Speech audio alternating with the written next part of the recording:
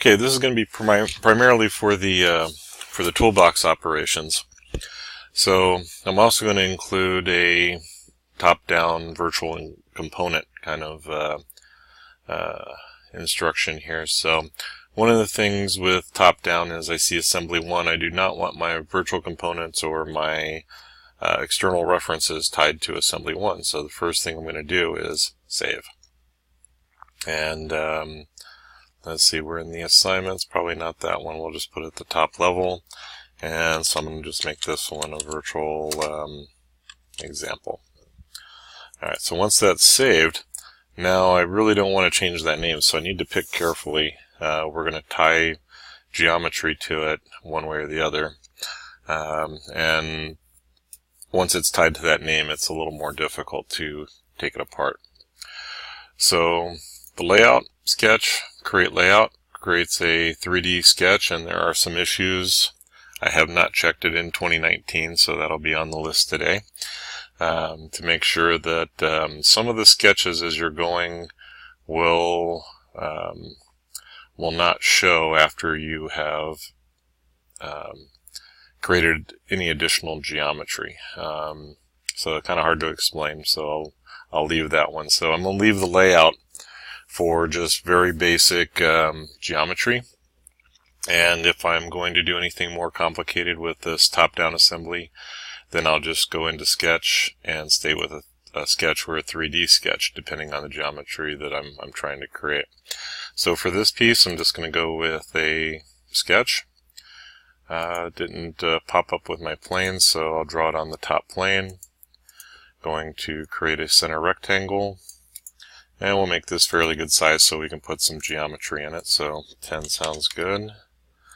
And we ended up about 6.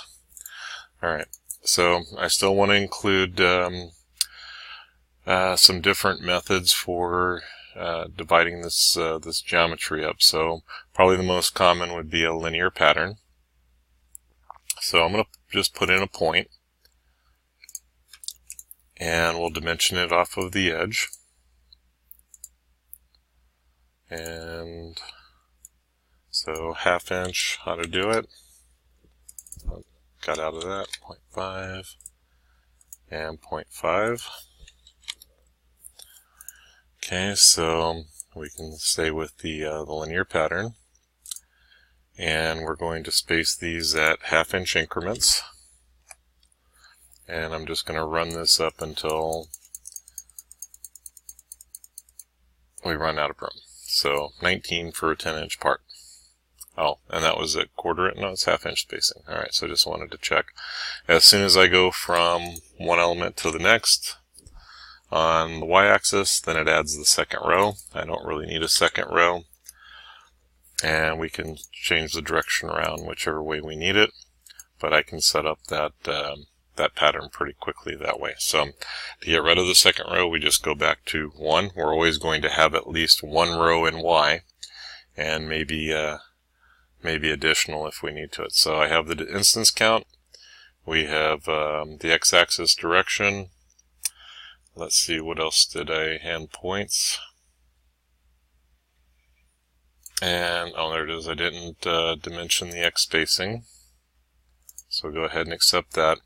And if this hadn't gone fully defined, then I would have to make the center line, the construction line, horizontal maybe. There's been significant progress, but I would still expect that any linear sketch or circular sketch pattern, I would have to do one more piece of geometry for it to go fully defined. So I'm going to offset an entity for my next one, and then I don't want it to go for the full chain. So we'll go with 1/2 inch increment, and I'm going to reverse the direction of the offset, and that could be okay that way. And let's go with a tools, and under sketch tools, I am looking for the segment tool. And so 5 segments, one is going to generate 1, 2, 3, 4, 5 points that I can go with. Right, so if I went up to 10 points, or 10 segments, right, so the thing is, do you want the 10 sketch points, or do you want 10 segments? 10 segments will generate 9 sketch points. So we're wanting the sketch points because I'm going to line up at least half of those on that segment. So let's stay with that one. This can then go to a construction line. I want to leave it in the background, right? And so if I'd made these segments, then there would be 10 individual. It would split them into 10 individual construction segments, and then I would have to add the points at the endpoints. Previous versions of SolidWorks would not let you place a point directly on an endpoint. I think for the last couple years, and last couple versions anyway, it's that's been adjusted. All right, so that gives me a couple of patterns to work with. Let's see. One of the things is that this is all going to be the same pattern. So if I want a separate, I'm going to make these all just tapped holes, for instance. And I can include those, but unless I want to select these individually, I have to make sure that I have just the holes for that pattern.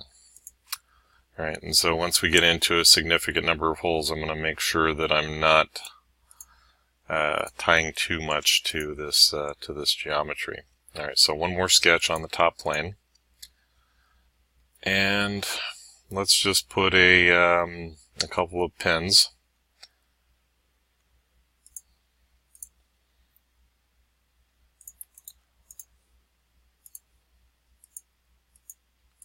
All right, so we'll stay with, well, we'll go with 0.75 and 0.75. And then all three, the origin and the 2 points, those can be horizontal.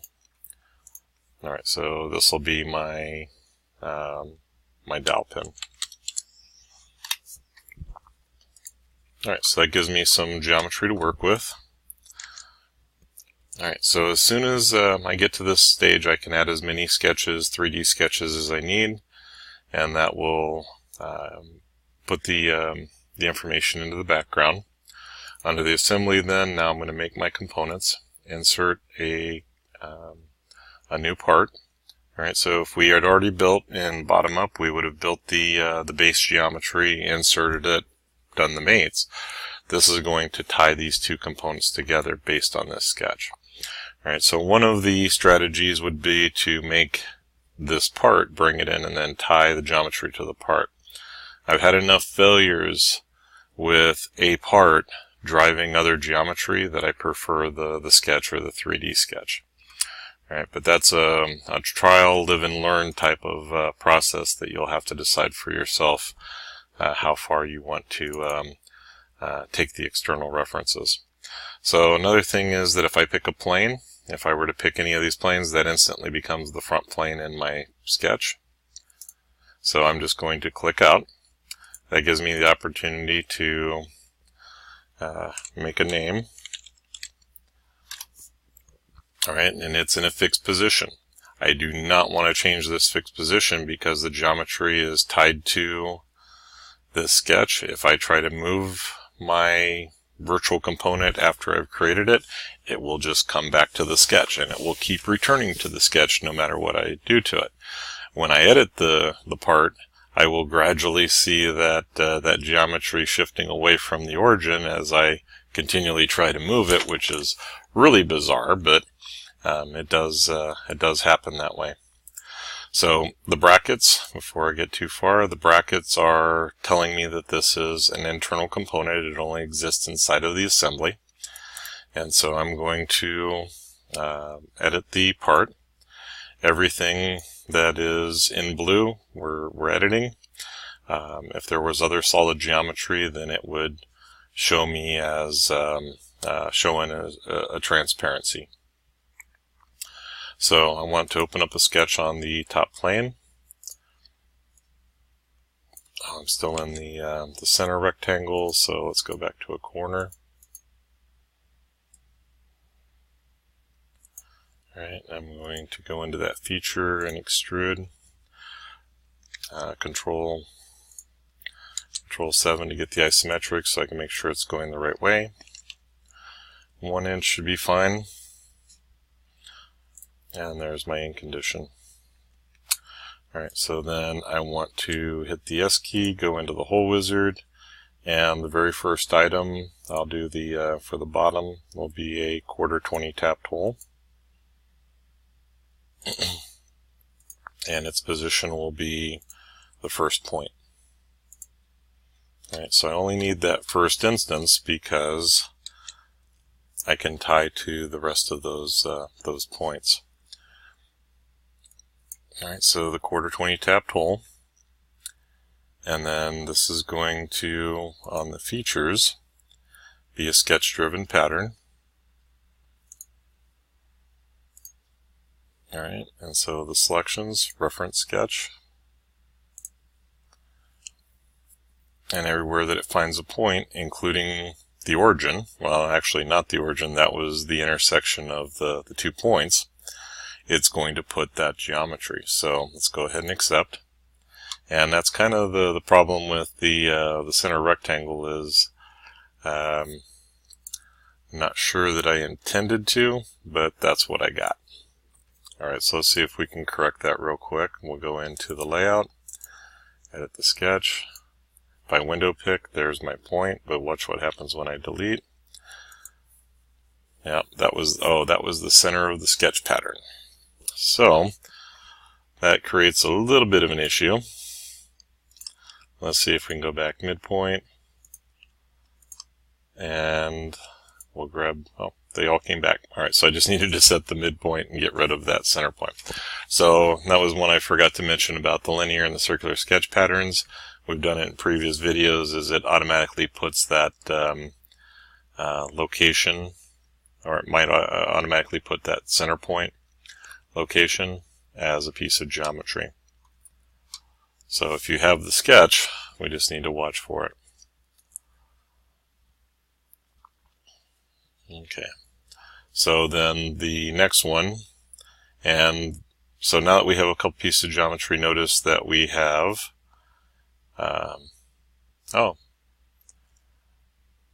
so tied to the sketch, tied to the pattern, so kind of a double external. I'm not sure how that works. Alright, so I'm going to have to look up the notation for a bracketed set and then a bracketed.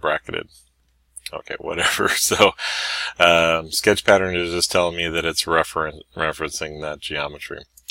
Alright, so I want to do the same thing for the dowel pin hole. We'll hit the and I'm out of the geometry. So this went from being blue back into the normal. So edit geometry, hit the S key. Going to pick for a dowel pin. Alright, and then the standard, ANSI inch. Drill sizes, if I go for dowel and 1/4 inch, then this is where we need to start looking at tolerances, because usually you want one side will have a plus value and the other side will have a high side. So let's give it a max value of 0.25.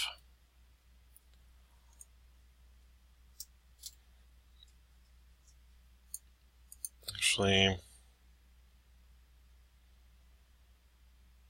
no, let's just go with the none and make it 4 decimal places. Alright, its position will be for the 1. We go ahead and accept. Alright, so that came out with the brackets too. So same thing, we're going to leave that highlighted. And then on the features, let's go back into that sketch-driven pattern.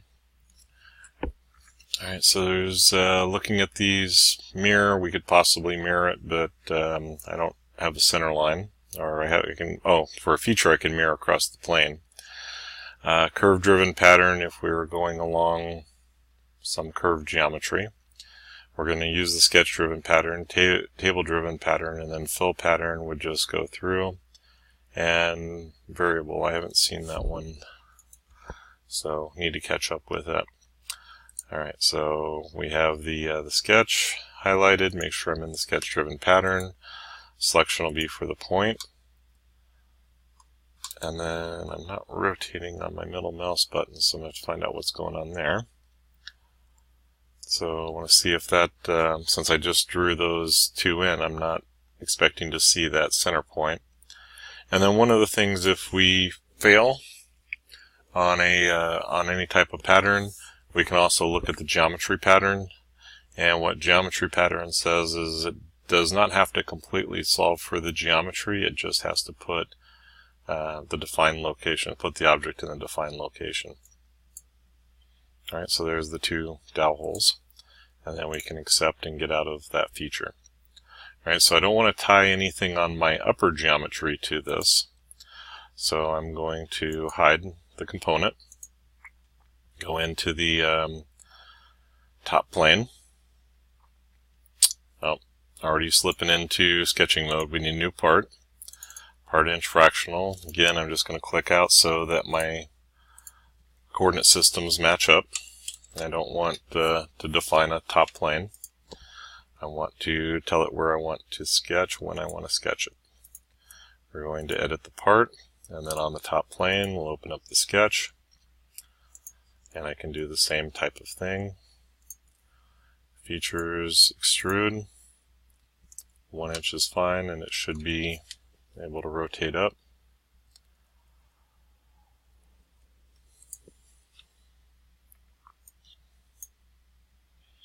Okay, and then for the S key, we'll do the counterboard hole. Oh, and this was going to be for the 1/4 inch normal fit next up to next positions.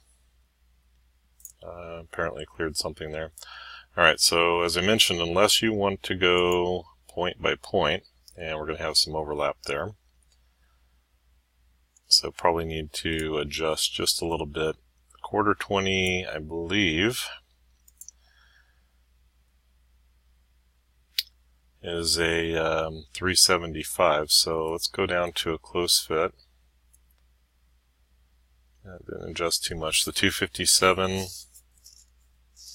Alright, so I'm just going to make it a straight 1/2 inch, so at least it'll be line edge to edge anyway. Now the problem with doing that is I would expect that as those points come up in contact at the tangency that I'm going to get a 0 fit. So in that case, let's look at it as a 490. And then I'll adjust once we get the geometry in place. Alright, so I could pick every other one and then alternate. The whole point is to not have to pick every one of the sketch points, or if I was alternating sketch points. Alright, so same thing one more time. We're going to go with the feature. Counterbore is highlighted. You can go into the pattern, sketch-driven pattern. Selection is for the points, and it's not, there we go. Wasn't exactly picking those up. And we can go ahead and accept. Alright, so those are really tight together. And at that point, might as well just go ahead and make them a slot. Now, the other thing I didn't catch was, it's still saying the binding head, counterbore for a binding head. So that may have been why it wasn't numbers that I was recognizing. So since I forgot, we'll go over to the socket head cap screw. There we go. And then the 437 can actually be closer to 410 if we're holding that closer tolerance. And that may be one I'll look into on my database, that I can go in and say, I really like having those at 410, that tighter tolerance around the socketed cap screw, and see if I can write that in so I get it from now on. But anytime I customize, it's not going to be on everybody's database in my group, so I'm going to have to be aware of that. Alright, so one more S key. And we're into the standard hole. I'll go ahead and reset.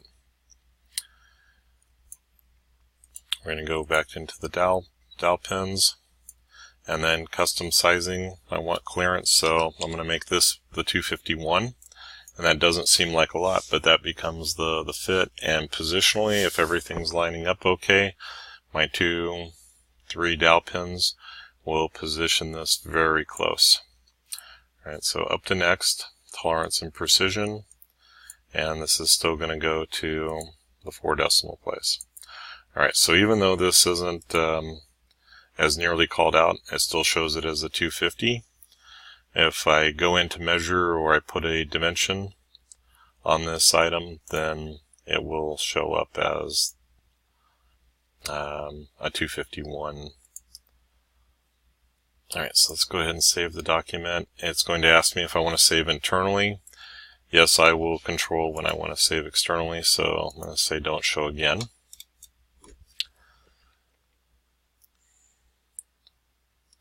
And forgot the other one. So notice that if I just come into that sketch and edit, since I just placed it, I can go ahead and position. We'll go ahead and position the other one, and go ahead and accept. Alright, so I don't have to go back in and edit the part. I can navigate to that feature and then accept my geometry. Alright, so I wanted enough holes that we could do this a couple different ways and see what patterns were available to us. So let's go ahead and save one more time. I did a hide, but if I do a shift and tab, the hidden part will come back. Now I'm pretty much through with the 2 sketches, so I can hide those. And we'll probably stay with the standard hide for them. Alright, so at the toolbox, we have the SolidWorks add-ins, and I can activate the toolbox. Toolbox is for the professional level and above. Alright, so if you're on a basic, you're not going to have access to this. So I could click here. I can also go into the add-ins. And under the add-ins, I'll be able to see Toolbox Library. That would be the library of fasteners. The Toolbox Utilities are the other items that I-beam profiles, cam profiles, basic tools. Alright, so under the Design Library, that's where the toolbox resides. And then if I click Add In Now, that's the same as going back up to the add-ins, clicking on the SolidWorks Toolbox. It loads the database. Now we have access to those items. Alright, so last time I tried the Smart Fasteners. I did not get that great of a result. And since these were tapped holes on the other side, we may update this to be a through hole so we can see the edit. But let's go ahead with the dowel pins anyway. So ANSI inch, and double click, and the pins, all pins. I'll just go with a standard unhardened dowel pin. When I drag to that edge, should show it to me. And because it's kind of sticking up, I want to hit the tab button while I'm still holding down the mouse. Yeah, it's not really showing it to me what I'm expecting. There's the concentricity. Zoom up a little bit. So that's showing me the dowel pin location. Yeah, it's not really reversing for me. So 1/4 inch, and I want 1.5 inches. So it kind of just depends on which way I'm making the approach. I would want to think about assembling this, that if I press this into the bottom, or do I want it to flush with the top? You know, there's a couple different ways of making that approach. More than likely, I would press it into the to the bottom piece.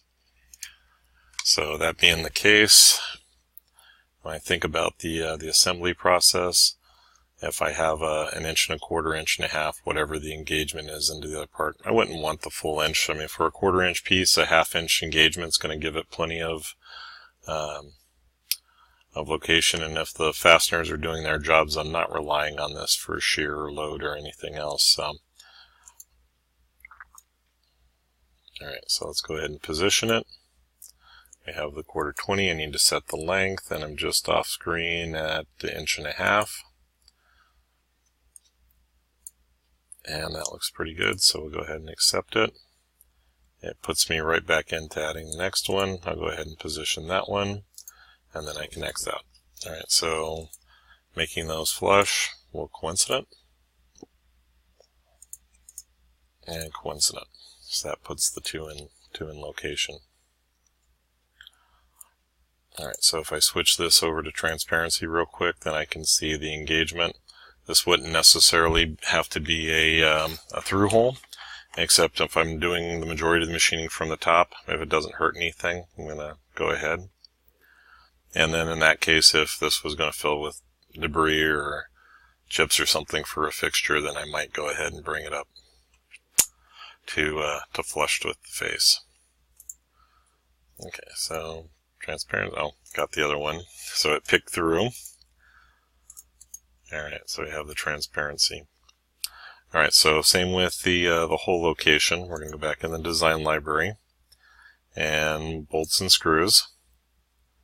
And if I just go to machine screws, we didn't set up for a standard flat or Phillips head. We went to socketed cap screws for our assembly. And I'm going to zoom up a little bit closer, and we'll drag and drop.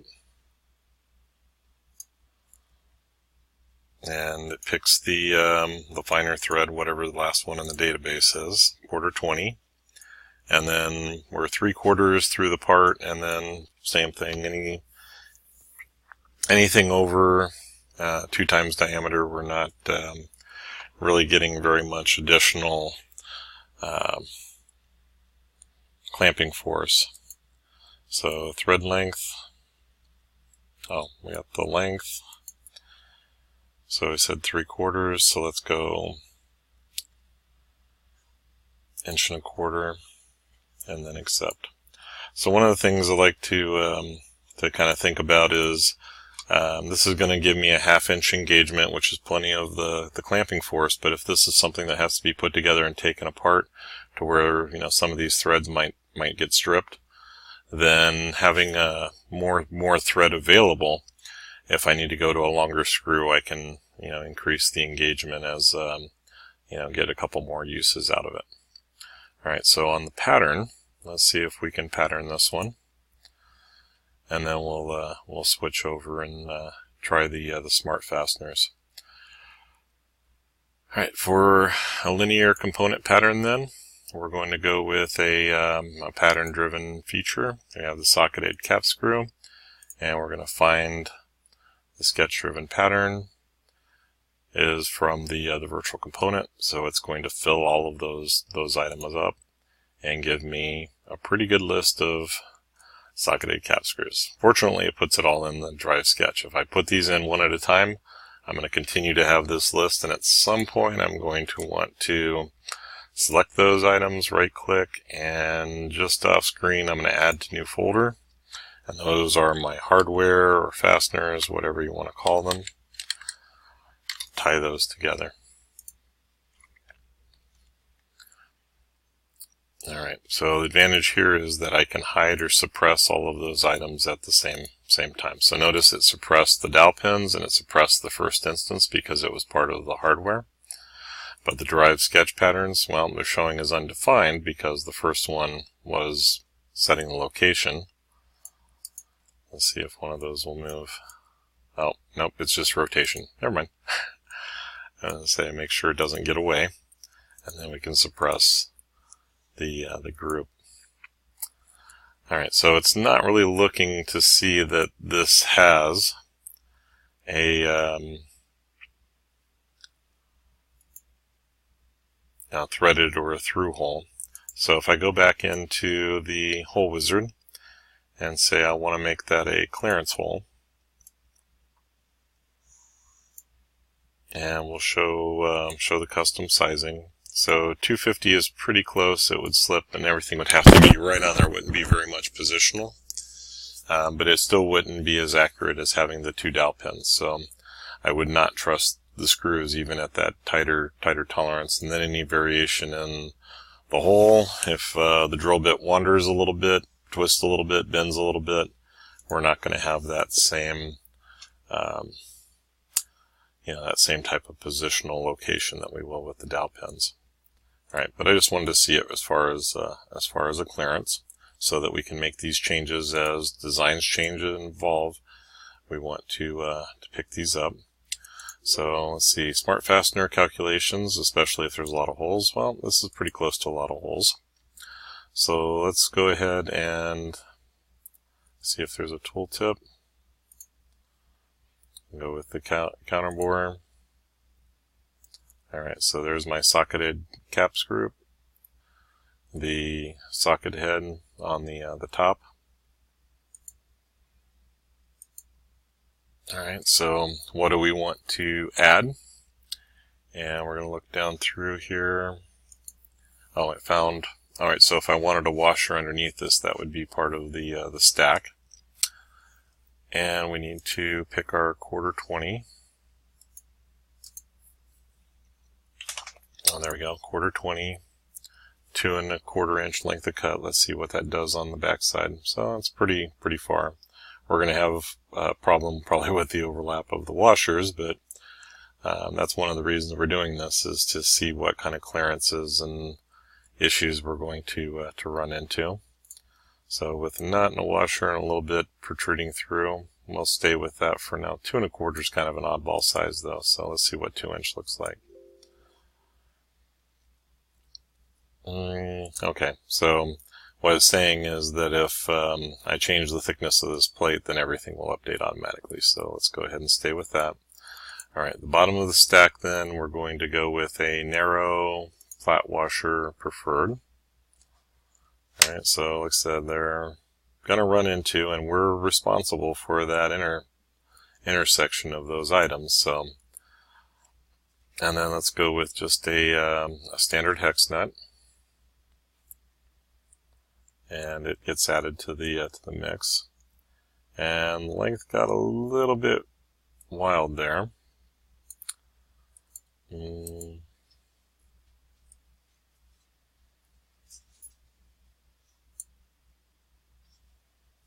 So thread display, and we have the, oh, that was the, okay, that was the nut. So the socket head screw, yeah, it's self adjusted for the length, but that's way too long now. So let's pull it back to the 2 inches, and yeah, I'll let it clear the auto update. I'll take my chances. Alright, so that's just barely flush, but I can also see that I'm not going to be able to turn those hex nuts. They'll pretty much drive into each other. All right, so let's go ahead and accept, and then now that becomes part of the smart fastener geometry in the group. So smart fasteners have their limitations, but in kind of this top level. Lots of geometry they can populate very quickly. So we'll call that good on our virtual components and top down assembly and toolbox.